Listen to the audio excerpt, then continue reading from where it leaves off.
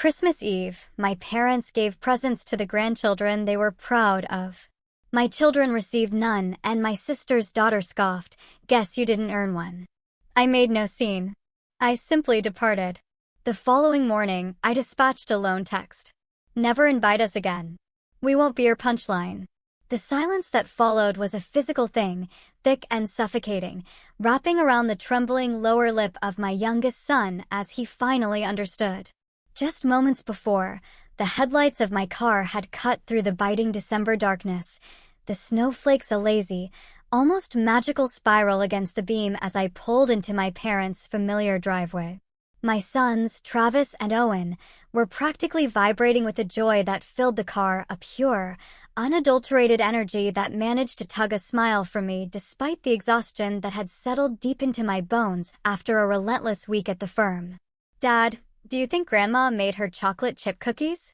Travis, all gangly limbs at 11, pressed his face against the window, his breath fogging the glass. Owen, who just turned 8 and still held on to that boundless wonder that made every new experience an adventure, tugged at my sleeve from the back seat and hot chocolate with little marshmallows. I killed the engine, turning to face them, a quiet warmth spreading in my chest.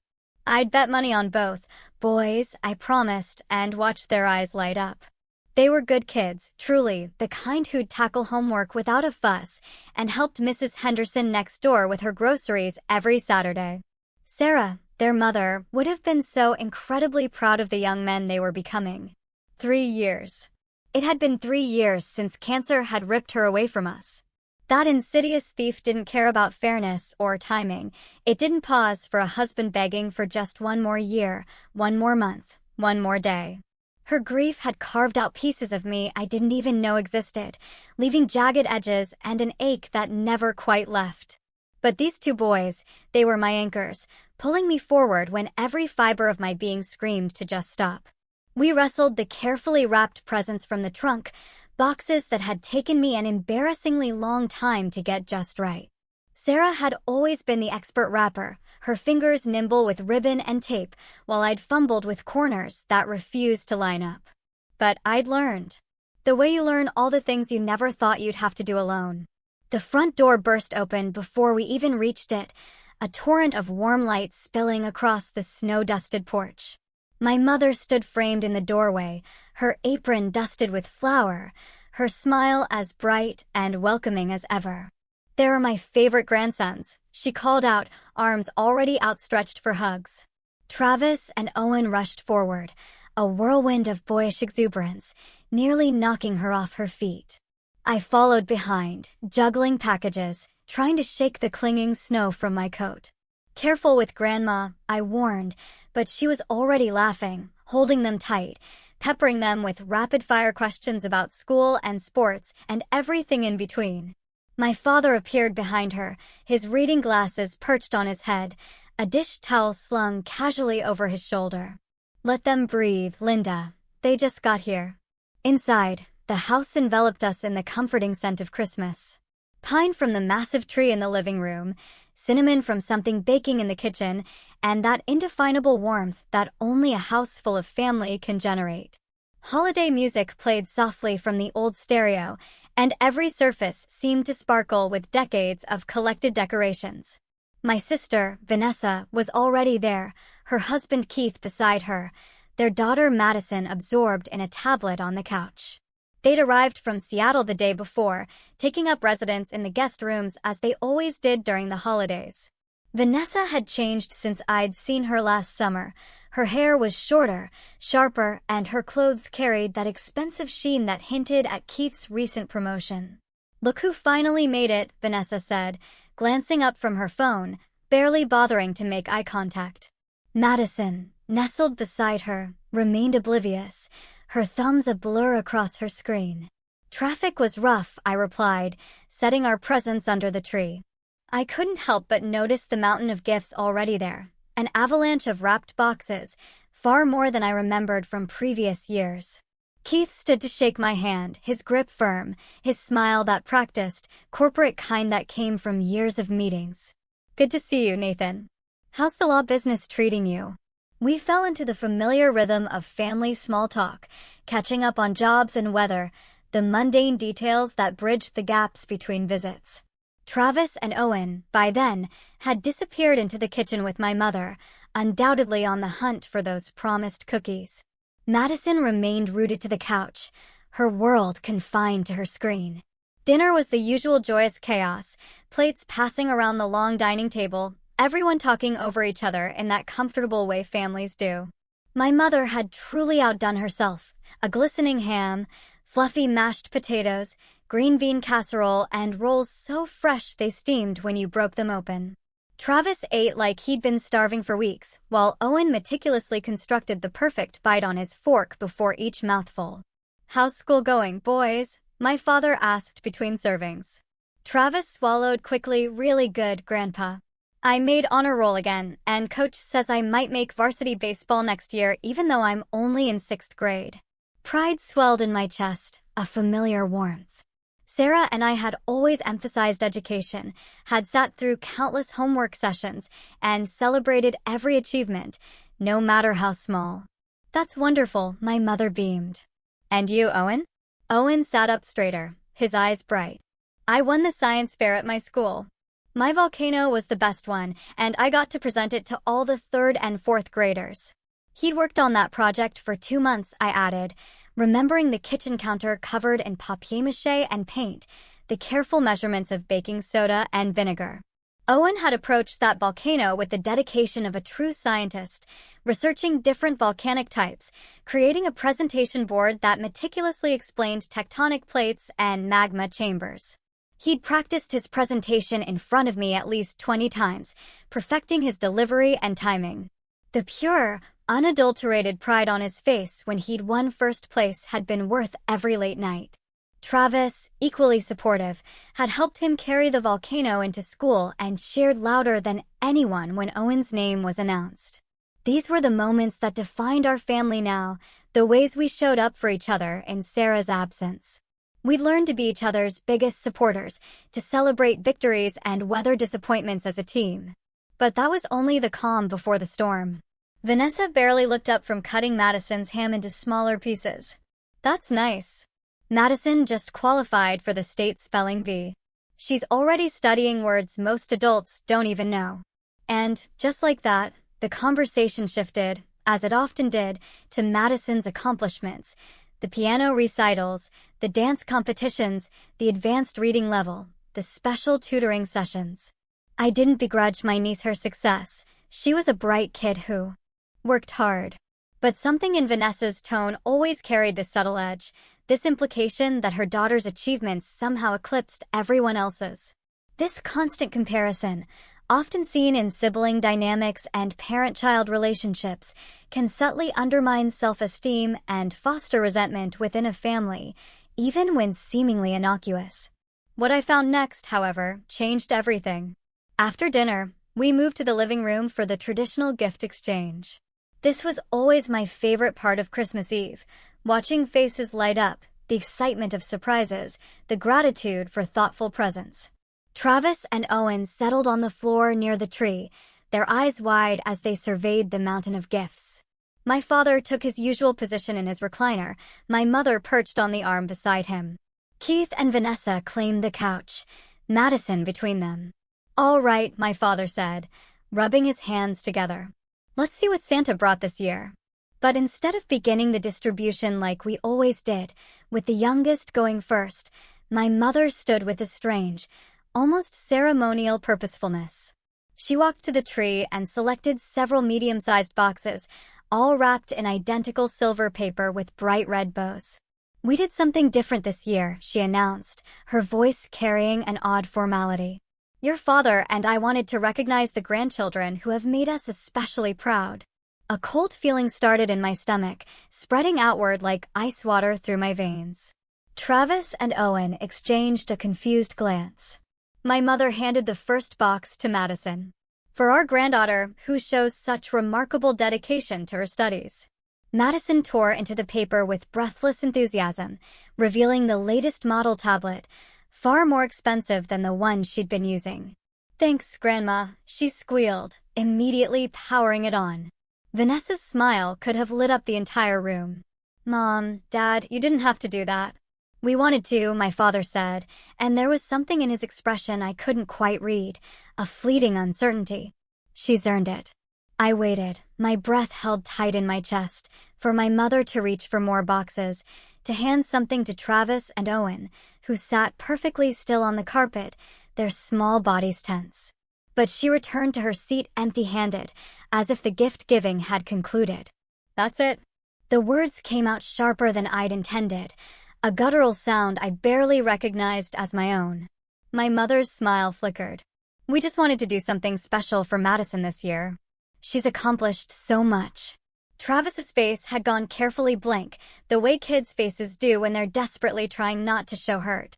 Owen's lower lip trembled slightly before he caught it between his teeth, biting down hard. And my boys haven't? The question hung in the air, heavy and dangerous. Vanessa sighed, the sound full of exasperation. Don't be dramatic, Nathan. It's just a gift. The boys will get plenty of things from Santa.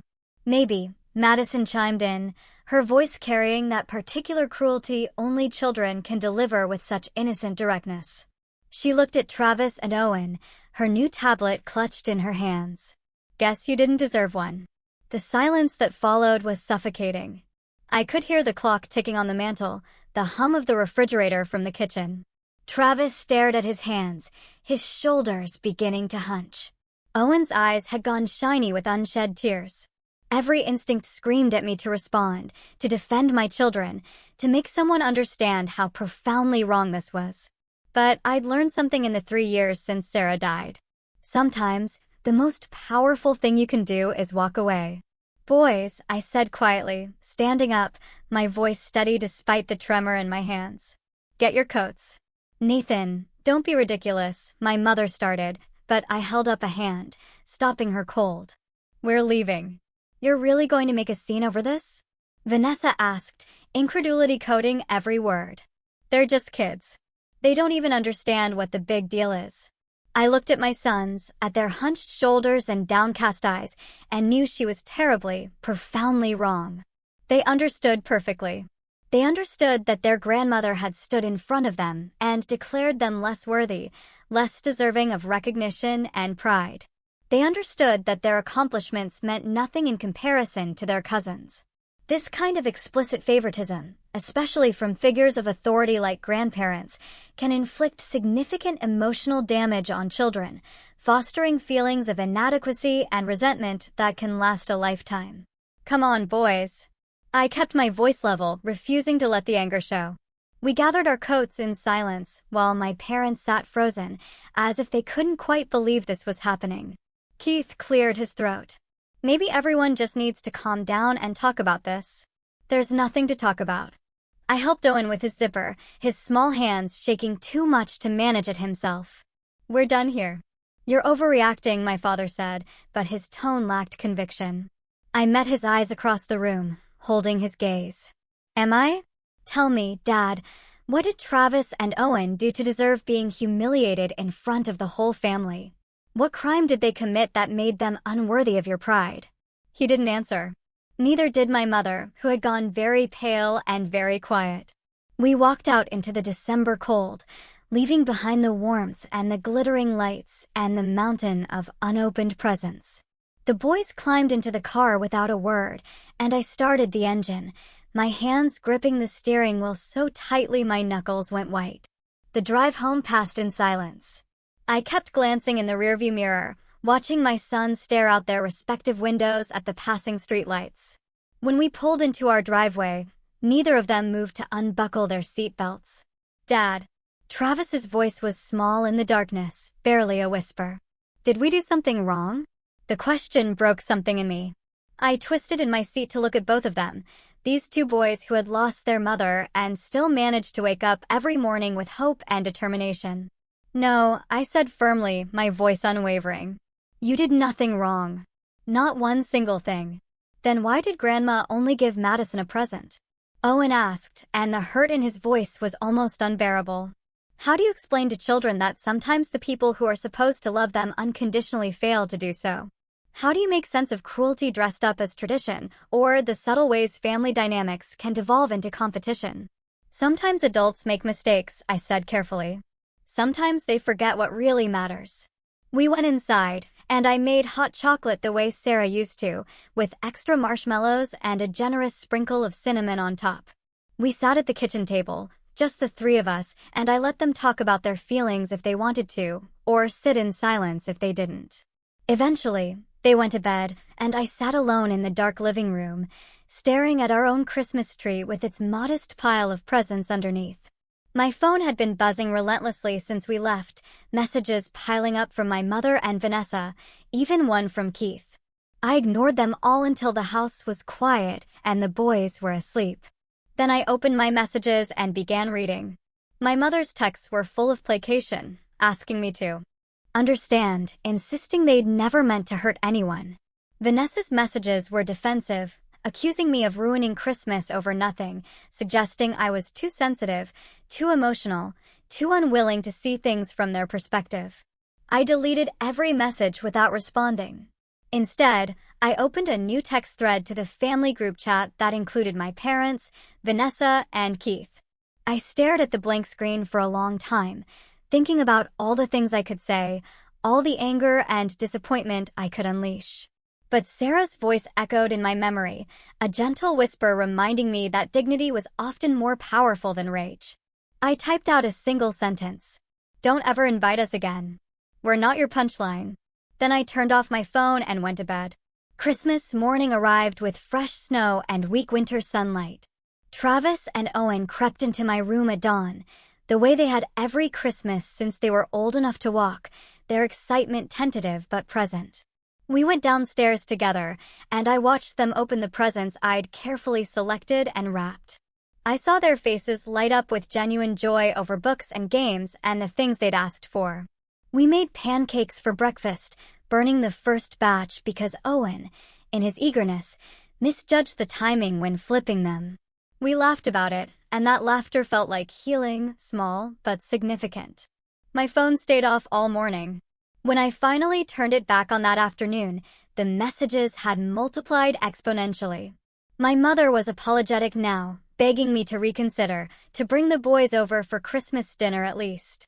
Vanessa had apparently told her side of the story to our extended family, because I had messages from cousins and aunts asking what had happened, some supportive, others critical of my dramatic exit. I responded only to those who seemed genuinely concerned, explaining simply that we'd been disrespected and had chosen to leave rather than subject my children to further hurt. To everyone else, I said nothing. The days after Christmas brought an unexpected cascade of consequences.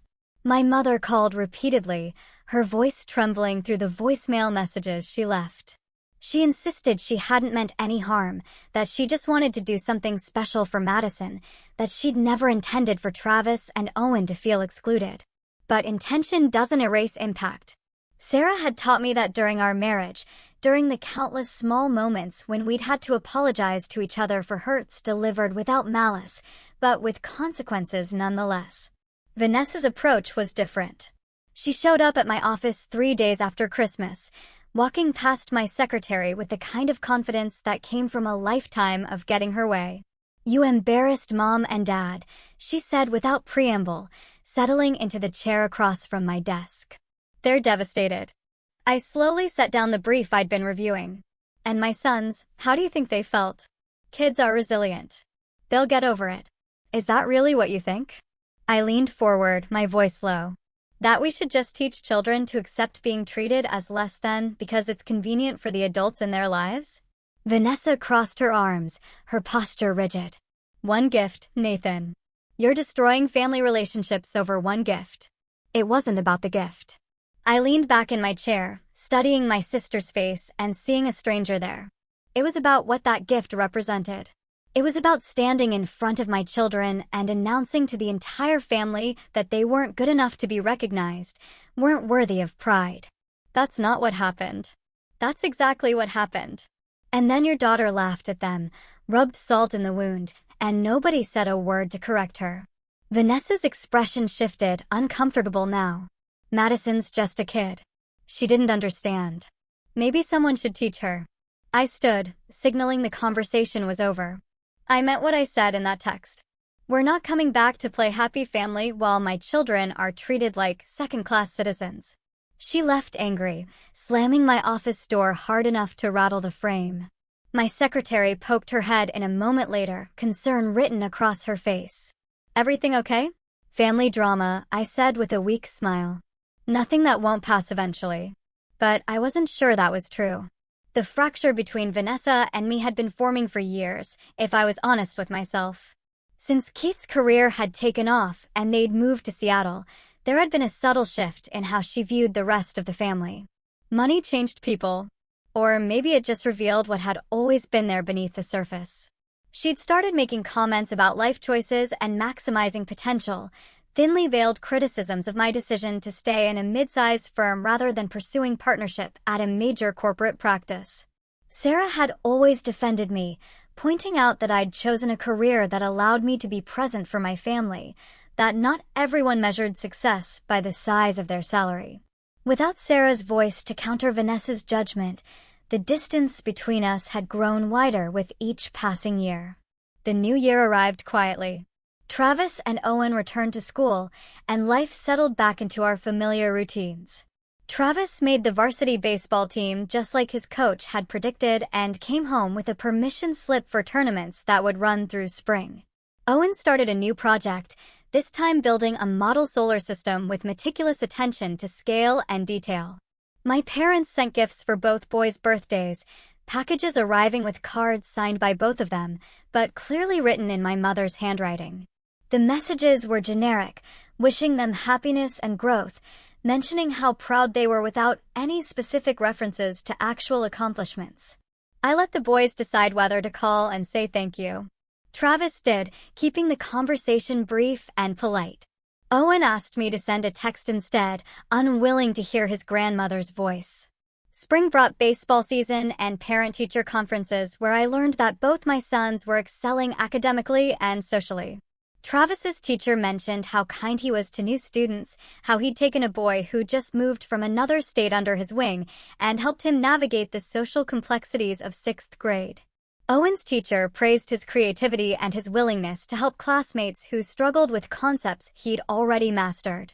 These were the moments I wished Sarah could see, the proof that we were raising good humans despite the grief and loss that had shattered our lives. I took photos at Travis's games and videos of Owen's science presentations, documenting these achievements, not for anyone else, but for my sons themselves, so they would know that someone saw them, recognized them, celebrated them. My mother tried calling on Mother's Day. I let it go to voicemail, unable to navigate the complicated feelings that holiday brought up. Sarah's absence was always acute on days designed to honor mothers, and adding my own mother's betrayal to that grief felt like too much to bear. The message she left was tearful, apologizing again, begging for a chance to make things right. I saved it without responding, not ready to forgive, but not quite ready to completely close that door either. Summer arrived with its promise of freedom and adventure. I'd arranged my schedule to work from home more often, wanting to be present for the boys during their break from school. We took a road trip to the Grand Canyon, just the three of us, camping under stars so bright they seemed close enough to touch. Travis taught Owen how to identify constellations, and Owen regaled us with facts about planetary formations and astronomical distances. Sitting around the campfire on our last night, watching sparks rise into the darkness, Owen asked the question I'd been waiting for. "Do you think Grandma and Grandpa miss us?" Travis looked at me, his expression older than his 12 years, waiting to see how I'd answer. "I think they probably do," I said honestly. "But missing someone and treating them right are two different things." "Will we ever see them again?" Travis asked. "That depends on them." I poked at the fire with a stick, watching the logs shift and settle. "If they can understand why what they did was wrong, if they can genuinely change and commit to treating you both with the respect and recognition you deserve, then maybe someday." "But you don't think they will?" Owen said, and it wasn't a question. "I don't know," I admitted, looking at both my sons, their faces illuminated by firelight. "But I do know that you two deserve to be around people who see your worth, who celebrate your achievements, who make you feel valued." Life's too short to accept anything less. We drove home the next day, sunburned and happy, with memory cards full of photos and hearts full of experiences that would bind us together. My house felt more like home than my parents' place ever had, filled with the specific chaos of our small family and the love we'd built in the aftermath of losing Sarah. August brought preparation for a new school year. Travis was heading into 7th grade, already thinking about high school and college and the future spreading out before him. Owen was entering 4th grade, his curiosity undiminished and his enthusiasm for learning infectious. The day before school started, an envelope arrived in the mail addressed to me in my father's distinctive handwriting. Inside was a letter, 3 pages written in the careful script he'd always used for important documents. He wrote about regret and understanding, about long conversations with my mother where they'd finally grasped the magnitude of their mistake. He explained that Vanessa had been pushing them for years to favor Madison, playing on their pride in her accomplishments and subtly undermining my son's achievements in comparison. He admitted they'd been weak, had allowed themselves to be influenced, had failed in their fundamental duty as grandparents to love and support all their grandchildren equally. The letter included specific examples of things Travis and Owen had done that made them proud, detailed observations that proved they had been paying attention even when I thought they hadn't noticed. He wrote about honor roll certificates and science fair victories, about kindness shown to others and resilience demonstrated in the face of loss. The final paragraph was an invitation, carefully worded and full of humility. They wanted a chance to apologize directly to Travis and Owen, to begin rebuilding trust if we were willing to allow it. They understood if we weren't ready, respected our right to maintain boundaries, but hoped we might consider giving them an opportunity to do better. This letter, acknowledging their past failures and demonstrating genuine reflection, represented a crucial first step in repairing fractured relationships, illustrating the importance of accountability and a willingness to change behavior. I read the letter 3 times, sitting at the kitchen table while the boys watched television in the other room. Part of me wanted to crumple it up, to maintain the wall I'd built between us and the people who had hurt my children. But another part, the part that remembered my mother's chocolate chip cookies and my father teaching me to ride a bike, wanted to believe that people could change, could grow, could make amends for their failures. I called them that evening after the boys had gone to bed. My mother answered on the first ring, her voice breathless with hope and fear.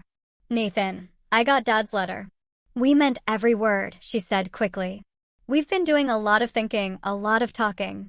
We understand now how badly we hurt Travis and Owen and you too. It's not about me." "No, but you're their father. Your pain matters too." We talked for an hour, the longest conversation we'd had since that Christmas Eve. She explained how Vanessa had slowly poisoned the well, making casual comments about Madison's superiority, comparing milestones in ways that diminished my son's accomplishments. She admitted they'd been susceptible to that manipulation because Vanessa was their daughter and they'd wanted to support her, but in doing so had betrayed their responsibilities to their other grandchildren. When my father took the phone, his voice was thick with emotion. He apologized without excuses, without trying to justify or minimize what had happened. He simply acknowledged the harm, expressed genuine remorse, and asked what they could do to begin making it right. I told them I needed to talk to Travis and Owen first to see if they were even interested in reconnecting. I explained that any relationship moving forward would have to be built on consistent, demonstrated change, not just promises and pretty words. They agreed to everything, grateful just to have the conversation. The next morning, over breakfast, I showed the boys the letter. They read it together, Travis's finger following the lines while Owen leaned against his shoulder. When they finished, they looked at each other in that silent communication siblings share, having an entire conversation without words. "What do you think?" I asked, not wanting to influence their decision. Travis sat down the letter. "I think people make mistakes. Even big ones." Owen added, looking at me for guidance. "Especially big ones." I poured myself more coffee, giving them time to process. "But the question isn't whether they made a mistake. It's whether you believe they understand why it was wrong and whether you trust them to do better." "Can we think about it?" Travis asked. "Take all the time you need." They discussed it between themselves over the next few days, private conversations I caught fragments of but didn't intrude upon. I watched them weigh forgiveness against hurt, hope against caution, and felt proud of their thoughtfulness, even as my heart ached for the maturity forced upon them by circumstances beyond their control. Finally, one evening while we were making dinner together, Owen spoke up. "We want to see Grandma and Grandpa," he said, stirring a pasta sauce with intense concentration. "But not at their house. Somewhere neutral, like a restaurant," Travis suggested. "Somewhere public?" I nodded, understanding the wisdom in their choice. A public setting meant safety, meant they could leave if things went badly, meant the grandparents couldn't retreat into familiar patterns in the comfort of their own home. We arranged to meet at a family-friendly restaurant the following Saturday afternoon. My parents arrived early. I could see them through the window when we pulled into the parking lot, sitting at a table and talking quietly to each other. My mother's hands were clasped tightly on the table, and my father kept adjusting his silverware. Small, nervous gestures that betrayed their anxiety. Travis and Owen walked in ahead of me, and I watched my parents' faces light up at the sight of them. Joy and relief and desperate hope all mixed together. My mother stood, but didn't rush forward, respecting the space the boys needed. My father remained seated, his eyes suspiciously bright. "Thank you for coming," my mother said softly as we approached the table. We sat down, the boys on either side of me, creating a united front. The waitress came to take drink orders, providing a welcome distraction. While everyone settled into the awkwardness of the moment, my father cleared his throat. "Boys, your grandmother and I owe you an apology." What followed was the most honest conversation I'd ever witnessed between my parents and anyone. They apologized directly to Travis and Owen, explaining without making excuses, acknowledging the specific hurt they'd caused. They talked about the changes they'd been making, the boundaries they'd set with Vanessa, the work they'd been doing to understand their own failures. Travis listened with his arms crossed, his expression guarded. Owen's face was more open, more willing to believe, but I could see the caution there, too. When they finished, my father looked at both boys with profound sadness. "We don't expect you to forgive us right away. We just hope you'll give us a chance to prove we can do better." "Why should we?" Travis asked, his voice steady despite a slight tremor. "You made us feel like we didn't matter, like nothing we did was good enough." "You're right," my mother said, tears spilling down her cheeks. "We did that, and it was wrong. And we're so sorry." The lunch lasted 2 hours. Food barely touched as we navigated this delicate new territory. My parents asked about school, about baseball and science projects, about the Grand Canyon trip and our summer adventures. They listened with genuine interest, asking follow-up questions that proved they were truly hearing what the boys said. When we finally left, my mother asked if they could call sometimes, just to check in. Travis and Owen agreed, still cautious, but willing to try. The months that followed brought slow, careful rebuilding. My parents called once a week, conversations that started awkwardly but gradually became more natural. They sent cards for no reason, just thinking of you notes that acknowledged small accomplishments and daily joys. They asked before sending gifts, respecting boundaries and being mindful of creating any appearance of favoritism. Vanessa, unsurprisingly, didn't take kindly to the new family dynamics. She accused my parents of choosing my family over hers, of punishing Madison for their mistakes. This resistance to change and blaming others when boundaries are enforced is a common psychological phenomenon, often called an extinction burst, an increase in challenging behavior when previous patterns of reinforcement are removed. The rift between my sister and me became a chasm, one I had no interest in bridging unless she could acknowledge her role in the damage done. My parents held firm, though, refusing to enable Vanessa's behavior any longer. They loved Madison, made sure she knew it, but declined to participate in the constant comparison and competition Vanessa tried to foster. Thanksgiving approached with uncertainty hanging over the holiday. My mother called to ask if we'd consider joining them, making it clear that Vanessa and her family would not be attending. "We'd like to start new traditions," she said, her voice hopeful, ones built on respect and equality where everyone feels valued. Travis and Owen agreed to try, and we spent Thanksgiving Day in my parents' house for the first time since the previous Christmas Eve. The atmosphere was different, quieter perhaps, but genuine in ways our family gatherings hadn't been before. My mother made sure to ask each boy about their specific interests and achievements, celebrating them equally and enthusiastically. My father engaged them in conversations about their futures, their dreams, their opinions on everything from baseball statistics to space exploration.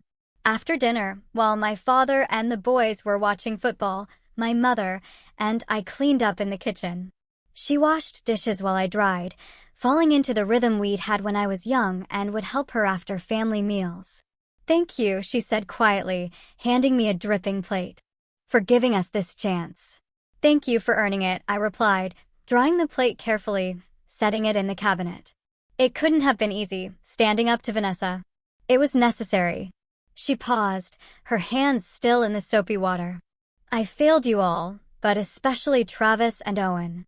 I let my desire to please everyone blind me to who I was hurting. That stops now." We finished the dishes in comfortable silence, and I realized that this finally felt like home again. Not the same home it had been before, not unchanged by what had happened, but something new being built on the ruins of what broke. Christmas came around again, a full year since everything had fallen apart.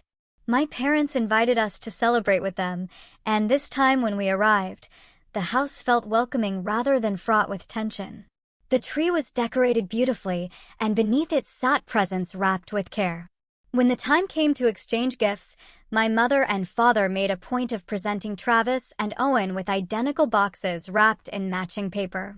"For two grandsons who make us proud every single day," my father said, his voice firm and clear, a tremor of emotion in his words. "Your kindness, your intelligence, your resilience, and your capacity for forgiveness humble us." The boys opened their gifts to find high-quality cameras, equipment that would support their different interests, but was equal in value and thoughtfulness. Travis, who'd become interested in sports photography, got a camera perfect for action shots. Owen, fascinated by nature and science, received one ideal for macro photography and outdoor exploration. Their faces lit up with genuine delight, and I watched my parents watch them, saw the joy and relief in their expressions as they finally got it right. We stayed late that Christmas Eve, longer than we'd ever stayed before. Travis and Owen showed their grandparents photos they'd already started taking with their new cameras, explaining shutter speeds and compositions with an enthusiasm that made my parents beam. We played board games and drank hot chocolate and laughed together in ways I thought might never happen again. Driving home that night, snow falling gently outside the car windows, Owen spoke up from the back seat. "Dad, I'm glad we gave them another chance." Travis nodded in agreement. "Me too." I glanced at them in the rearview mirror, at these two incredible boys who had been hurt but had chosen grace over bitterness, growth over grudges. "Your mom would be proud of you both," I said, my voice thick with emotion. "I know I am." The healing was incomplete, probably never would be entirely. Scars remained from that Christmas Eve when they'd been made to feel unworthy, when their accomplishments had been dismissed and their value questioned. But they'd learned something important through the pain, that they had the strength to demand respect, the courage to walk away from situations that diminished them, and the wisdom to recognize genuine change when it appeared. My parents had learned something, too. They'd learned that love without respect is hollow, that pride in grandchildren must be freely given and equally distributed, that family bonds can be broken by thoughtlessness and cruelty, but rebuilt through honest effort and demonstrated change. As for me, I'd learned that protecting my children sometimes meant making hard choices, burning bridges when necessary, and standing firm in the face of family pressure. I'd learned that Sarah's absence didn't mean her influence was gone, that the values we'd shared and the strength she'd embodied lived on in how I raised our sons. The next year brought continued growth. My parents attended Travis's baseball games and Owen's science fair, cheering equally for both and making sure each boy knew how special he was. They sent cards celebrating small victories and big ones, maintained consistent contact, and never again made either boy feel less than. Vanessa and I barely spoke, our relationship reduced to polite nods at the few extended family events we both attended. Madison, caught in her mother's bitterness, remained distant from Travis and Owen. I felt sad about that, about cousins who might have been close, but were kept apart by adult dysfunction. But I couldn't fix everything. Some relationships were casualties of necessary boundaries. What mattered most was that Travis and Owen knew their worth, understood that they deserved to be treated with respect and recognition, and had the tools to demand nothing less from everyone in their lives. They'd seen their father walk away from family rather than accept mistreatment. And they'd witnessed the power of standing firm in your convictions while remaining open to genuine reconciliation. These were lessons I hoped would serve them well throughout their lives, guiding them through relationships and challenges yet to come. Sarah and I had wanted to raise strong, compassionate men who knew their value and treated others with dignity. Despite the pain of that Christmas Eve, or perhaps because of it, I believed we were succeeding. Years from now, when Travis and Owen had children of their own, I hope they'd remember this chapter of their lives, not for the hurt, but for the healing. Not for the rejection, but for the resilience they'd shown. Not for how they'd been treated, but for how they'd responded with grace and wisdom beyond their years.